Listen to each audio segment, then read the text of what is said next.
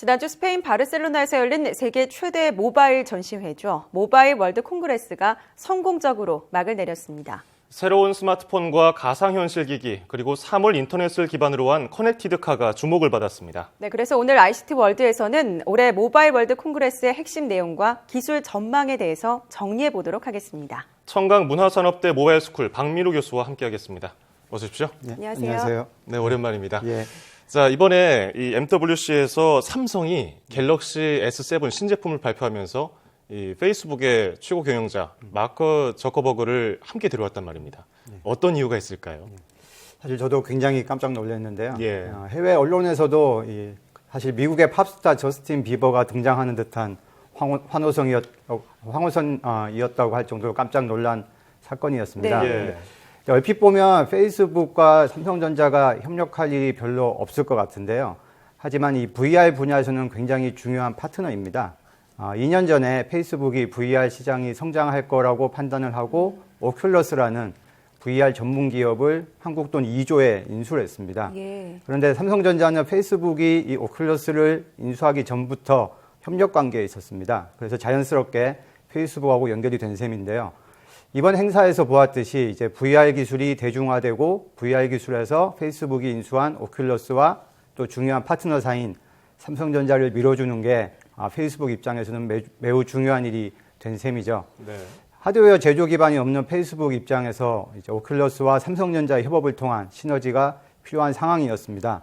또 반대로 삼성전자 입장에서는 점점 스마트폰이 고사양화될 명분이 떨어지는 상황에서 이제 VR 기술 덕분에 고사양 스마트폰의 수요가 늘어난다면 또 최신 스마트폰 판매에 매우 유리하게 될 거라고 보고 있습니다. 네. 예. 요즘 방송에서 VR, 가상현실 단어가 참 많이 나오는데 AR, 증강현실도 있어요. VR과 AR의 차이가 어떤 건가요? 예. 가상현실은 말 그대로 가상으로 만들어 놓은 공간을 사용자가 체험하는 것을 말합니다. 예. 그래서 몰입할 수 있는 환경이 매우 중요합니다. 그래서 고글, 헤드셋 같은 완전한 장비가 갖추어져야만 하는 이 불편함이 존재하는데요. 대신 몰입감이 높아서 또 장시간 사용하다 보면 두통, 어지러움이 수반되기도 합니다. 예. 반면에 증강현실은 현재 실제 환경에 부가적인 정보를 함께 보이는 방식입니다. 최근에 가상현실과 증강현실이 이게 혼돈하게 된 이유가 과거의 가상현실은 게임과 같은 실제 존재하지 않는 환경을 체험하였다면 최근에는 실제 존재하는 현실을 가상현실의 컨텐츠로 활용하다 보니 두 기술 간의 차별점이 모호해진 겁니다. 쉽게 예를 들면 최근에 유행하고 있는 스크린 골프라는 게 있는데요. 스크린 골프는 가상현실이고요. 예. 실제 제가 골프장에 가서 구글 글래스 같은 안경을 쓰고 거리나 경사 정보를 시각적으로 활용할 수 있으면 이것은 증강현실입니다. 또 대체현실이란 말이 있는데요. 대체현실은 가상현실 컨텐츠가 더 진보하게 되면 실제 현실과 차이를 느끼지 못하게 되는데 이런 상황을 대체현실이라고 합니다. 예. 근데 사실 이건 영화에서나 나오는 얘기고요. 현실적으로는 가상현실과 증강현실이 결합한 형태로 발전할 것으로 기대하고 있는데요. 이것을 MR, 혼합현실이라고 부릅니다. 가상현실, 대체현실, 또 증강현실, 혼합현실. 결국 나중에는 하나로 통합되면서 실제로 이게 실제 화면인지 이게 가상현실인지 알지도 못하는 상황이 올 것 같긴 해요. 네. 자, 이번 행사에서는 주 콘텐츠가 되는 게임뿐 아니라 실제로 공간을 체험하는 것도 마련이 됐다고 하거든요.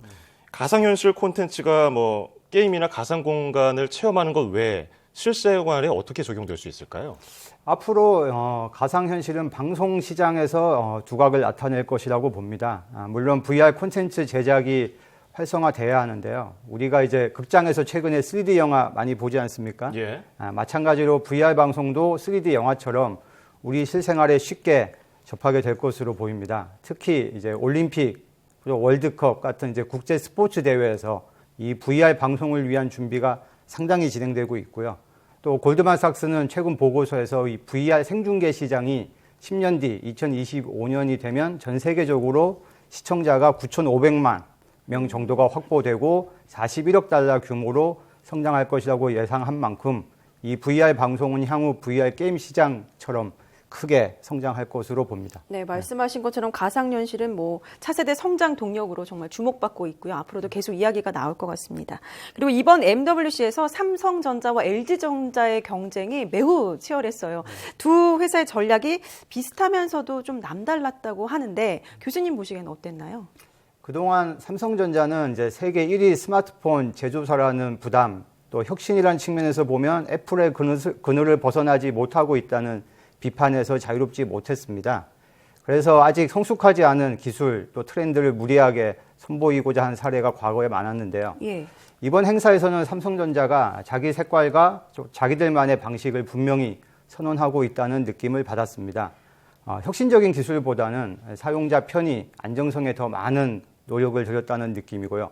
또 VR 같은 차세대 기술에 대해서도 충분한 검토, 시장성을 확보한 상태에서 투자를 확대하고 있습니다.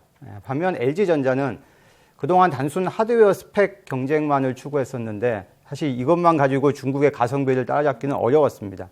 하지만 이번에는 기존 배터리 일체형 트렌드를 따라가지 않으면서도 또 과거 PC 확장 보드 같이 하드웨어 확장이 가능한 디자인 설계를 통해서 새로운 혁신을 만들어냈다는 점에서 매우 고무적이라고 생각합니다. 결론적으로 삼성전자는 1위 사업자의 안정감을 찾았고요. LG전자는 혁신의 가능성을 보여줬다는 측면에서 의미가 있었다고 봅니다.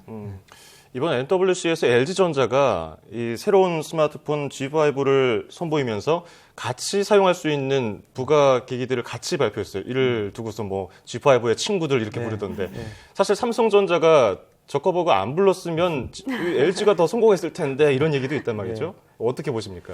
네, 분명 이번에 LG전자가 보여준 분리형 배터리 방식 또 확장팩 모델은 그동안 정체되어 있었던 스마트폰 하드웨어 혁신에 새로운 계기를 만들었다는 생각이 듭니다. 하지만 이런 기술 혁신이 판매에 성공한다고 또 보장하기는 어렵습니다. 예. 만약 G5 친구들을 G5를 구매할 때 같이 패키지로 제공해 준다면 이제 엄청난 마케팅 이슈가 될 건데요. 그렇겠죠. 하지만 현재 G5 친구들 아마 모두 구매하면 G5 가격이 나올 겁니다. 그러니까 물론 사용자가 선택적으로 구매하고 확장하는 형태라고는 하지만 가성비란 측면에서 보면 판매 성공까지는 장담하기는 어려워 보이고요. LG는 이제 확장팩 규격을 공개해서 다른 제조사들이 표준에 따라서 확장 가능한 주변 기기를 만들 수 있도록 생태계를 조성하겠다고 하고 있습니다. 근데 이 부분은 LG전자의 의지와 상관없이 이 G5 판매량이 한 1,000만 대 수준이 아니면 생태계 자체가 만들어지지가 않습니다. 그래서 큰 의미가 없어 보입니다. 그렇군요. 자, 그리고 이번 이 신제품 스마트폰에 조금 밀리기는 했지만 현지에서 스마트카에 대한 반응이 굉장히 뜨거웠다고 들었거든요. 어땠습니까? 예, 아마 이번에 행사에 현대자동차가 참여하지 않아서 국내에서는 스마트카에 대한 관심이 좀 상대적으로 떨어진 느낌인데요. 말씀하신 대로 이번 행사에서 주요 트렌드의 한 축이 스마트카였습니다.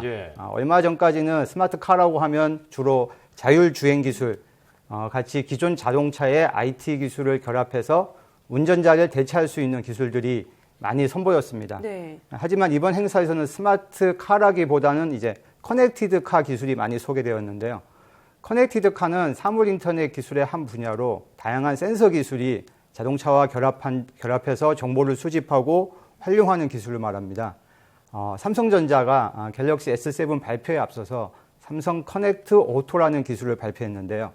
최근 많은 커넥티드 카 기술들이 최신 자동차를 중심으로 적용되는 것에 반해서 이 기술은 오히려 구형 자동차들을 인터넷에 연결해서 정보를 수집할 수 있는 방식입니다.